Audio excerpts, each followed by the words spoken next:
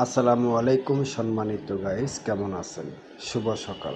আজকে সকাল ৬টার সময় বাচ্চাকে নিয়ে স্কুলে রওনা দিয়েছি। তো আমাদের অফিসের সামনে ফুটওভার ব্রিজ দিয়ে এদের একাডেমিতে দেখতে পাচ্ছেন আনসার বসেছিল। এই যে পিছনে দেখা যাচ্ছে রিভলভার নিয়ে দাঁড়িয়ে আছে। তো আমি স্কুলের গেটে প্রবেশ করেছি। তো প্রবেশ করার পথে কিছু খেয়াল করলাম যে বাচ্চাদের চোখে সবসময় ঘুম ঘুম ভাব।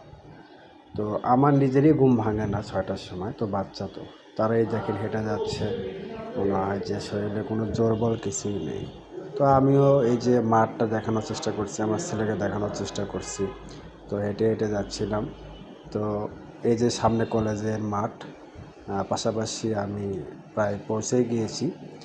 তো এমন তো অবস্থা দেখি যে আমার ৩ জন কলিগ দাঁড়িয়ে আছে। তো ছেলেকে বললাম তুমি চলে যাও। এই যে আমাদের আলিম ভাই সম্মানিত, এই যে আমাদের আর এক বড় ভাই সম্মানিত, তারপরে আছে আমাদের কলিগ। তো এখানে তাদের সঙ্গে মত বিনিময় করতে ছেলে স্কুলে প্রবেশ করেছে। তারপরে যে আমি সর্বশেষ আপনাদেরকে দেখাবো